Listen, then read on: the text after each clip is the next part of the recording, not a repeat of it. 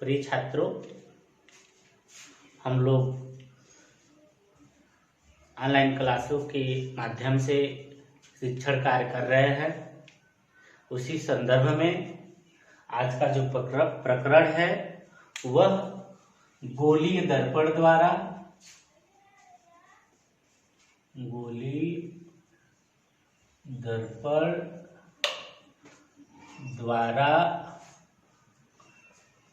प्रतिबिंब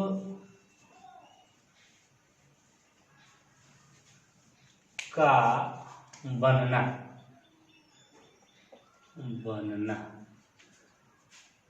इसमें आज हम लोग पढ़ेंगे उत्तल गोलीय दर्पण द्वारा प्रतिबिंब का बनना। उत्तल गोलीय दर्पण द्वारा प्रतिबिंब का बनना। इसके पहले हम लोग अवतल गोलीय दर्पण द्वारा प्रतिबिंब का बनना पढ़े थे। अब उत्तल गोलीय दर्पण द्वारा प्रतिबिंब जो है दो स्थितियों में बनता है। पहली स्थिति क्या है? वस्तु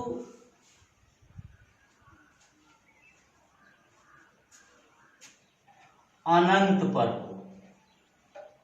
वस्तु कहाँ हो? अनंत पर हो।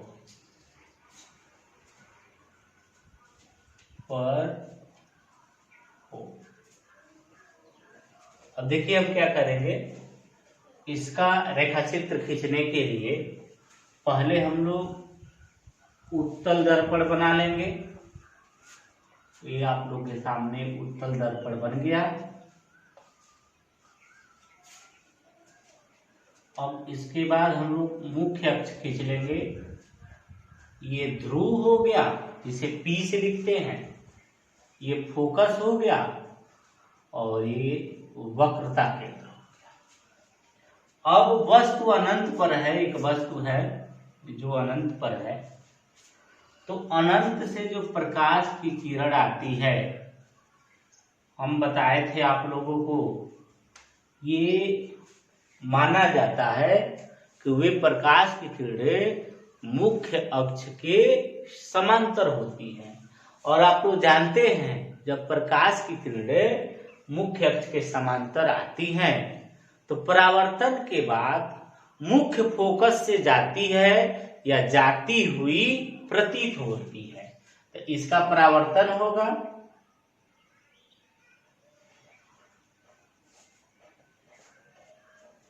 तो ये इधर और ये इधर, यानी अगर वस्तु अनंत पर होगा तो उत्तल दर्पण के द्वारा उसका प्रतिबिंब मुख्य फोकस पर बनेगा, आभासी होगा और बिंदु के आकार का होगा।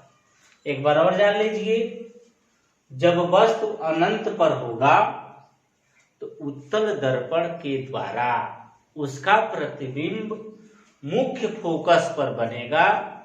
यह प्रतिबिंब आभासी होगा। ठीक। इसके बाद दूसरा इसका कंडीशन ये है कि वस्तु जब उत्तल दर्पण के सामने अनंत तथा मुख्य फोकस, अनंत तथा ध्रुव के बीच में हो, यानी जब वस्तु अनंत तथा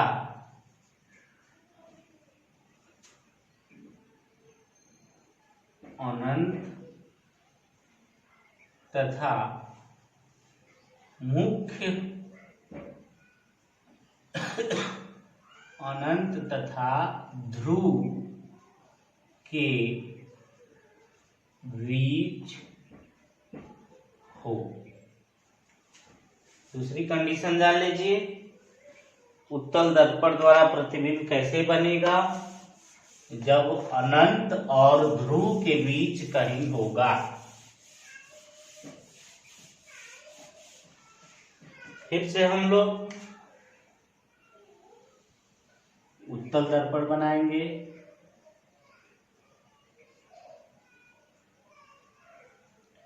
इसका मुख्य अक्ष खींचेंगे, ये ध्रुव हो गया। वस्तु अनंत और ध्रुव के बीच में है, यानी ये भी ये वस्तु हो गया। अब इससे प्रकाश की किरण पहले समांतर जाएगी। जब प्रकाश की किरण समांतर जाएगी तो परावर्तन के बाद मुख्य फोकस से होके जाएगी।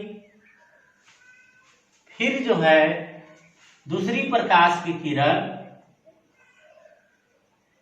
जो वक्रता केंद्र से जाएगी। तो हम लोग जानते हैं कि जब प्रकाश की किरण वक्रता केंद्र से जाती है तो वह विचलित नहीं होती, उसी पर फिर वापस लौटती है।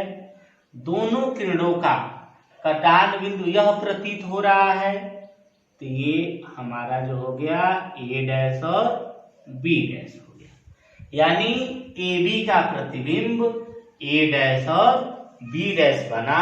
कब यह बना कि जब वस्तु अनंत तथा ध्रुव के बीच कहीं स्थित है, यानी जब वस्तु अनंत तथा ध्रुव के बीच होगा तो उत्तल दर्पण द्वारा उसका प्रतिबिंब ध्रुव और मुख्य फोकस के बीच बनेगा।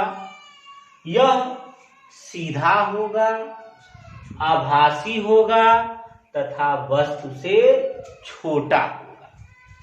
यानी ये उत्तल गोलीय दर्पण द्वारा प्रतिबिंब का बनना हम लोग पढ़े हैं। इसमें केवल दो स्थिति होती है, जब वस्तु अनंत पर होगा तो मुख्य फोकस पर बनेगा, और जब वस्तु अनंत और ध्रुव के बीच कहीं होगा तो उसका प्रतिबिंब ध्रुव तथा मुख्य फोकस के बीच बनेगा।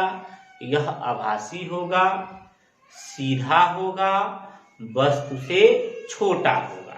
इसके बाद हम लोग पढ़ेंगे आज जो है गोलीय दर्पणों का उपयोग, महत्वपूर्ण है, ध्यान से पढ़ लेंगे। गोलीय दर्पणों का उपयोग, यूज ऑफ स्फेरिकल मिरर, गोलीय दर्पणों का उपयोग।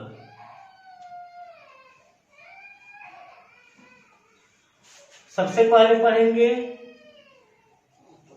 अवतल गोलीय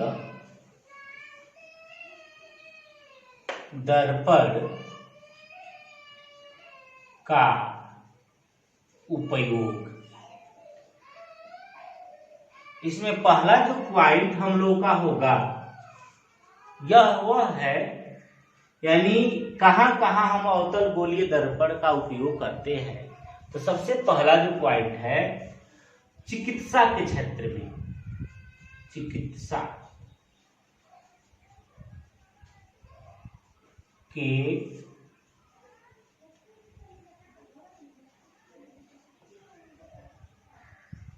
क्षेत्र में। अब चिकित्सा के क्षेत्र में इसका कहां उपयोग होता है? तो जो दंत चिकित्सक होते हैं, नाक रोग विशेषज्ञ होते हैं, कान रोग विशेषज्ञ होते हैं, गला रोग विशेषज्ञ होते हैं, वे डॉक्टर लोग इस अवतल गोलीय दर्पण का उपयोग करते हैं वस्तु से बड़ा प्रतिबिंब प्राप्त करने के लिए, और दांत, नाक, गला, कान में जो रोग उत्पन्न है उसको देखने के लिए अवतल गोलीय दर्पण का उपयोग करते हैं। यानी अवतल गोलीय दर्पण का पहला जो उपयोग है वह चिकित्सा के क्षेत्र में। इस चिकित्सा के क्षेत्र में कहां कहां? दांत वाले अस्पताल में होगा, कान, गला, नाक, आदि। ये जो है जब दांत में कहीं गड़बड़ी है उस कंडीशन में हम उसको जांचने के लिए, देखने के लिए अवतल गोलीय दर्पण का उपयोग करते हैं। दूसरा जो है,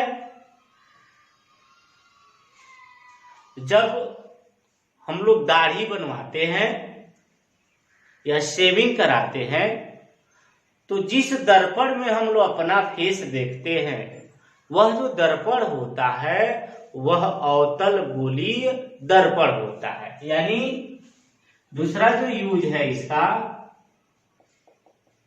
वह है शेविंग दर्पण के रूप में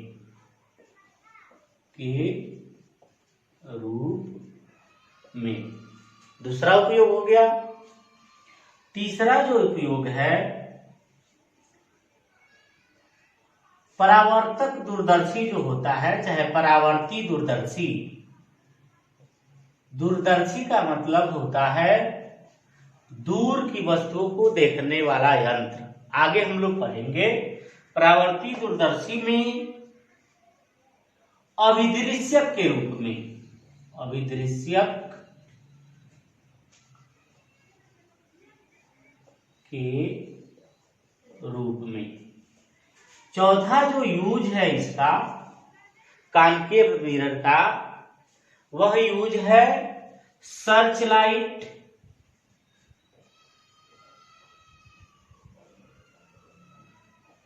टॉर्च आदि में। पांचवा जो यूज है यह सौर भट्टी में यूज किया जाता है। सौर भट्टी में।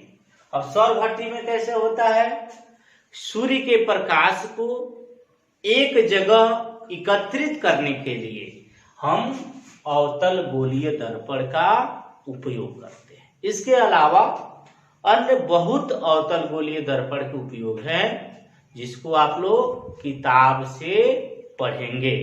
इसके बाद हम लोग पढ़ेंगे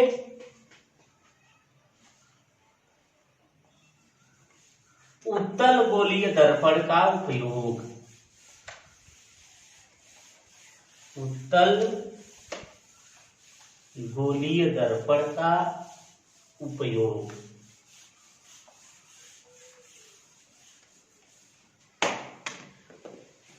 उत्तल गोलीय दर्पण।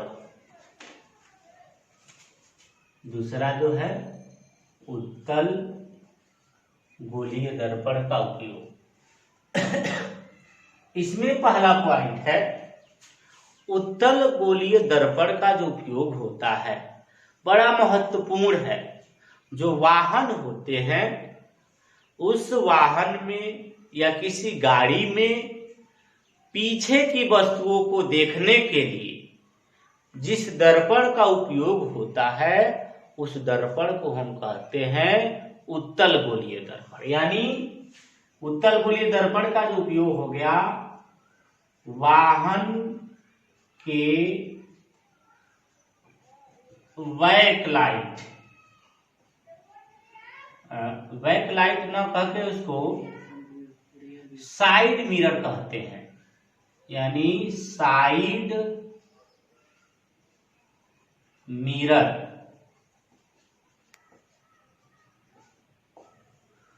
में, वाहन के साइड मिरर में, यानी जिस मिरर से हम पीछे देखते हैं उस मिरर में किसका, उत्तल गोलीय दर्पण का उपयोग होता है।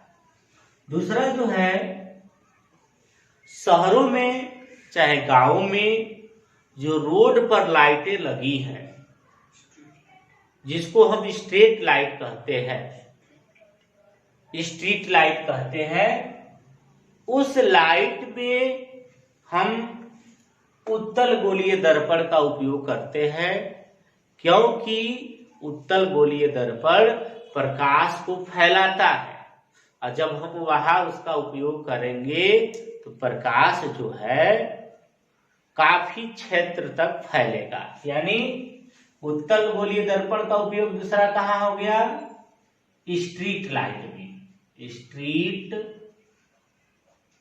लाइट में ये था उत्तल गोलीय दर्पण का उपयोग। इसके बाद हम लोग पढ़ेंगे दर्पण की फोकस दूरी तथा वक्रता त्रिज्या में संबंध महत्वपूर्ण है, इसको हम लोग जानेंगे। अगला जो टॉपिक हम लोग का होगा दर्पण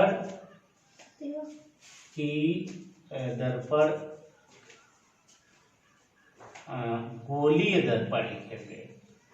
गोलीय दर्पण की फोकस दूरी यह तथा वक्रता त्रिज्या में संबंध। अब हम इसको सिद्ध करने के लिए एक दर्पण बनाएंगे। ये हो गया अवतल गोलीय दर्पण, यानी M1 M2 एक अवतल गोलीय दर्पण है। ये दर्पण का ध्रुव है, ये F है और ये C। अब जो है मुख्य अक्ष के समांतर एक प्रकाश की किरण आती है जिसका परावर्तन होता है। हम लोग जानते हैं कि जब भी कोई प्रकाश की किरण मुख्य अक्ष के समांतर आएगी, यानी AB एक प्रकाश किरण है जो मुख्य अक्ष के समांतर आती है, इसका जब परावर्तन होगा तो यह मुख्य फोकस से होकर जाएगी। यानी ये A B C और ये हो गया D, यानी किससे होकर जाएगी, मुख्य फोकस से होकर जाएगी। अब हम क्या करेंगे, वक्रता केंद्र से जाते हुए एक प्रकाश किरण को खींचेंगे। ये हो गया C से जा रहा है, जो अविलंब होगा, क्या होगा, अविलंब होगा। ये आपतित किरण हो गई। इस आपतित किरण का अविलंब के साथ जो कोण होता है उसको आपतन कोण कहते हैं और ये I हो जाएगा। अविलंब के साथ जो परावर्तित किरण का कोण होता है उसको हम कहते हैं परावर्तन कोण। इसको हम लिखते हैं R से। यह I है तो एकांतर कोण के कारण यह कोण भी I होगा। अब एक बार और फिगर को ध्यान से देखेंगे। इस फिगर को समझकर ही हम लोग गोलीय दर्पण के लिए फोकस दूरी और वक्रता केंद्र में संबंध निकालेंगे। देखिए AB एक प्रकाश की किरण है जो मुख्य अक्ष के समांतर जाती है। दर्पण अवतल गोलीय दर्पण M1 M2 के बिंदु B पर आपतित होती है। मुख्य अक्ष के समांतर आने वाली प्रकाश की किरणें परावर्तन के बाद मुख्य फोकस से होकर जाती है। अब हम B से जाते हुए एक अभिलंब CN खींचेंगे। CN अभिलंब है, ये क्या है, अभिलंब है। अब जो है अभिलंब का आपतित किरण के साथ जो कोण होता है उसे आपतन कोण कहते हैं, और अभिलंब का परावर्तित किरण के साथ जो कोण होता है उसे हम परावर्तन कोण कहते हैं। इसको मान लेंगे कैसे, माना M1 M2 एक अवतल गोलीय दर्पण है जिसका मुख्य अक्ष सीपी है। मुख्य अक्ष के समांतर एक प्रकाश की किरण एबी अवतल दर्पण पर आपतित होता है। परावर्तन के बाद मुख्य फोकस से जाता है। बी से जाते हुए अभिलंब सीएन खींचते हैं, ये अभिलंब है। अब अभिलंब का आपतित किरण के साथ जो कोण है वह आपतन कोण होगा, आई से लिखेंगे। अभिलंब का परावर्तित किरण के साथ जो कोण बनेगा वह कोण परावर्तन कोण होगा, इसे आर से लिखते हैं। अब चित्र से, फिगर से क्या कह रहा है ध्यान से देखेंगे। परावर्तन का जो नियम है, आपतन कोण बराबर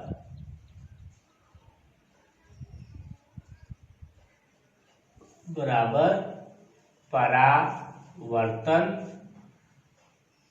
कोण, ये हम लोग परावर्तन के नियम में पढ़े हैं।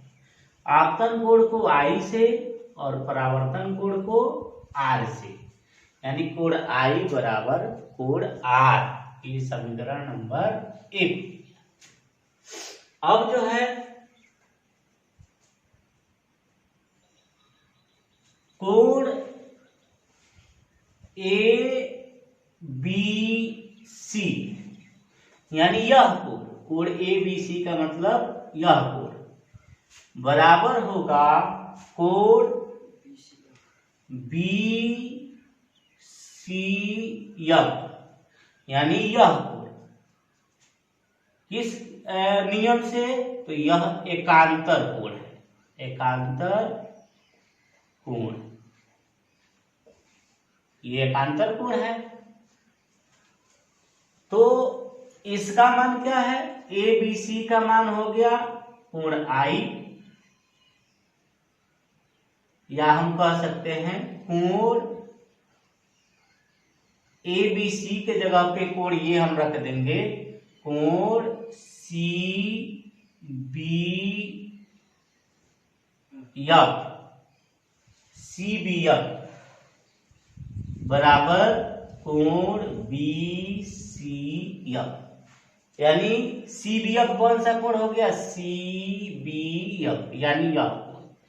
जैसे कोण आई जो है कोण आर के बराबर है, इसका मतलब यह कोण इस कोण के बराबर है, और यह कोण जो है इस कोण के बराबर है, यानी कोण ए बी सी बराबर है कोण बी सी एफ, कोण बी सी एफ। अतः कोण सी बी एफ, यानी यह कोण बराबर होगा कोण बी सी एफ, यानी इस कोण के, यानी यह कोण बराबर हो गया इस कोण के।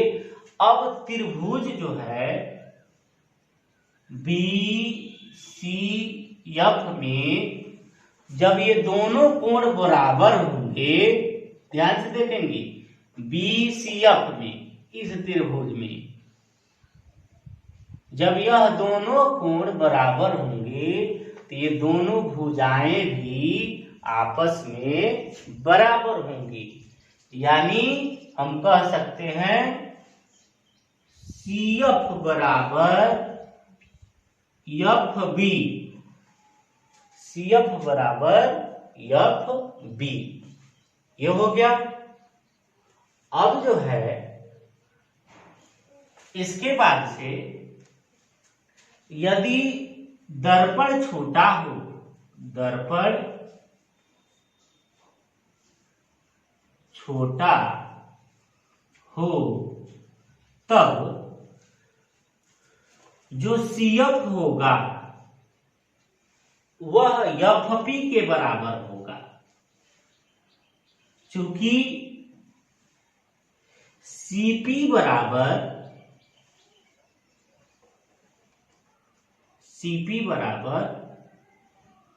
सीएफ धन एफपी या 2एफपी सीपी बराबर, या आर बराबर, सीपी मतलब आर, ये CP मतलब हो गया R वक्रता त्रिज्या और ये फोकस हो गया F